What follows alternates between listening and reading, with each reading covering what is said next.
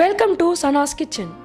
இன்னைக்கு நம்ம வீடியோவில் ரொம்பவே ஸ்பைசி அண்ட் கலர்ஃபுல்லான ஒரு சைட் டிஷ் ரெசிபி தான் பார்க்க போகிறோம்.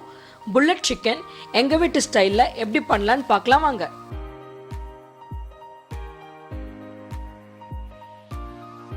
நான் இன்னைக்கு மண் சட்டியில் தான் இந்த புல்லட் சிக்கன் பண்ண போகிறேன்.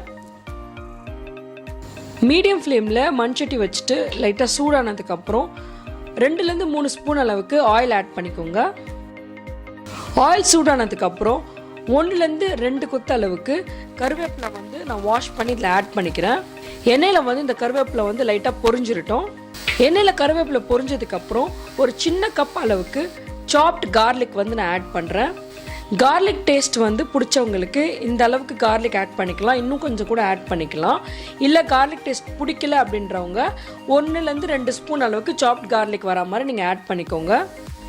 இந்த டிஷ்க்கு இந்த பொடியாக நறுக்கின கார்லிக்கோட டேஸ்ட் தான் ரொம்பவே ஒரு ஹைலைட்டிங்கான ஒரு விஷயம்.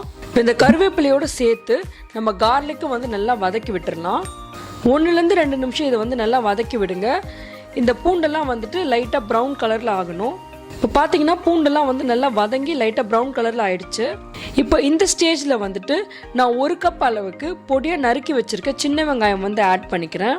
பட் இந்த டிஷ்க்கு நல்ல ஒரு ஃப்ளேவர் அண்ட் டேஸ்ட் கொடுக்கறது இந்த பொடியாக நறுக்கின பூண்டு, சின்ன வெங்காயம் நறுக்கி போடுறது இதுதான். வெங்காயம் சீக்கிரமாக வதங்கிறதுக்காக நான் கொஞ்சமாக கல்லுப்பு ஆட் பண்ணிக்கிறேன். வெங்காயம் ரொம்பவே வதங்கணும் அப்படின்றது இல்லை, 1லேருந்து 2 நிமிஷம் அளவுக்கு இந்த பூண்டோடு சேர்த்து வெங்காயத்தை வதக்கினாலே போதும். 1லேருந்து 2 நிமிஷம் வெங்காயம் வதங்கினதுக்கப்புறம் நான் ஒரு 15லேருந்து 20 காஞ்ச மிளகா இந்த மாதிரி பொடியாக கோர்ஸாக அரைச்சி வச்சுருக்கேன். இந்த கோர்ஸாக அரைச்சி வச்சுருக்க காஞ்ச மிளகாவை நான் இது கூட ஆட் பண்ணிக்கிறேன். இது வெங்காயத்தோடு நல்லா பெரட்டி விட்டுடலாம். A few minutes later 2லேருந்து 3 நிமிஷம் அளவுக்கு இது நல்லா வதக்கி விட்டிங்கன்னா இந்த ஸ்டேஜ்க்கு வந்துடும். இப்போ 1/2 ஸ்பூன் அளவுக்கு மஞ்சள் தூள் ஆட் பண்ணிக்கிறேன். 1 ஸ்பூன் அளவுக்கு வீட்டில் ப்ரிப்பேர் பண்ண சிக்கன் மசாலா ஆட் பண்ணிக்கிறேன். நீங்கள் வேணும்னா கடையில் விற்கிற சிக்கன் மசாலா கூட நீங்கள் ஆட் பண்ணிக்கலாம். 1/2 ஸ்பூன் அளவுக்கு நான் சில்லி பவுடர் ஆட் பண்ணிக்கிறேன். ஆல்ரெடி நம்ம காஞ்ச மிளகாய் கோர்ஸாக அரைச்சி போட்டிருக்கோம். ப்ளஸ் இப்போ சில்லி பவுடர் வேறு ஆட் பண்ணுறோம்.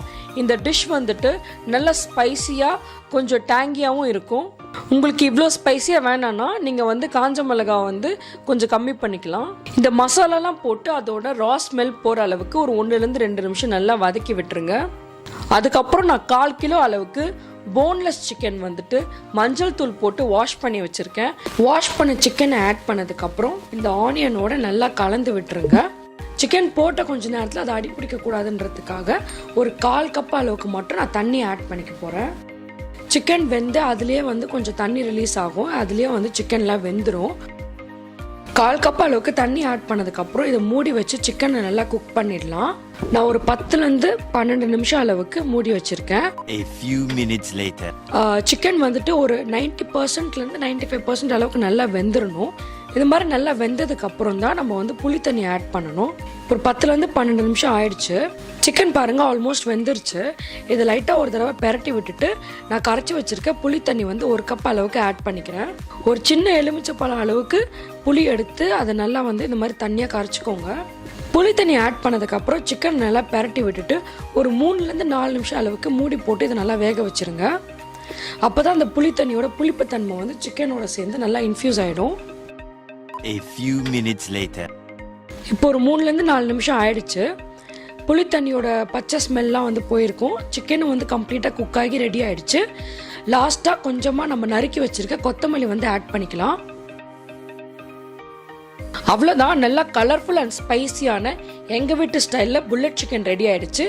நீங்களும் இதை ப்ரிப்பேர் பண்ணிவிட்டு தயிர் சாதம், ரசம் சாதம், இல்லை சப்பாத்தி, ரோட்டி, பூரி கூடலாம் வச்சு சாப்பிடலாம். நல்லா ஸ்பைசியாக சாப்பிடணும்னு நினைக்கிறப்ப இந்த ஸ்டைல் ஆஃப் சிக்கன் குக் பண்ணி பாருங்கள்.